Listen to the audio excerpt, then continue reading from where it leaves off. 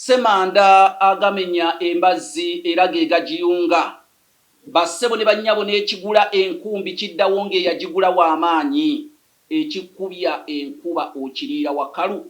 Bannange obw'ennyanja nno obulamu si bwa ttaka nti bw'ogwa oyimuka. Nze Kanoonya Juma omulangira w'e Bukerekere batabadde n'akanyomero kaffe akamanyiddwa nga Ssekabuuliza.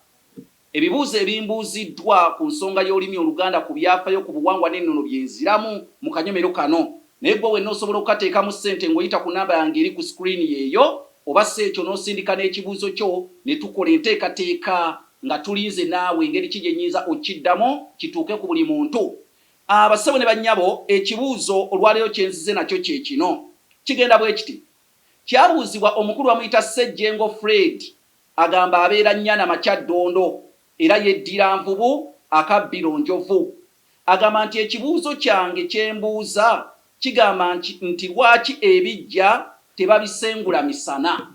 Ekintu ekyo oba mwali mukyegendereza, lwaki ebijja tebabisengula misana.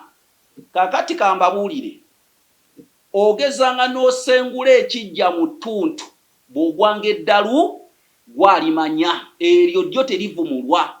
Nze mbabuulira ebigambo bino kasita oli wakula n'otandika okutakula omufu mu ttuntu. Y'ensonga lwaki n'ebijja babirima ku makya. Ettuntu we lituuka tebalima bijja.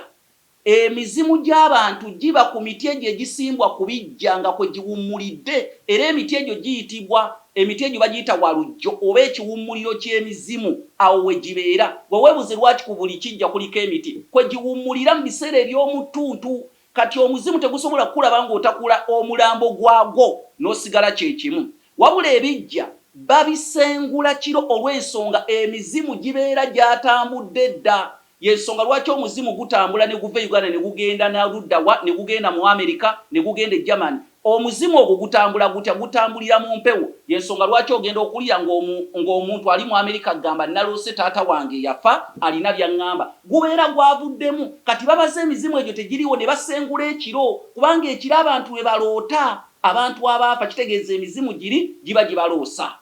Omuntu asomesa okutuuka awo asaana kiwo oba gwasasulirwa abakola. Naye bannange njagala mbite omwana omutaata bbeere. Ekyo ndowooza okitegedde bulungi. Bwe kityo bwe kiri. Nze Kanoonya Juma akanyomero Ssekabuuliza mbuuza nkuddemu.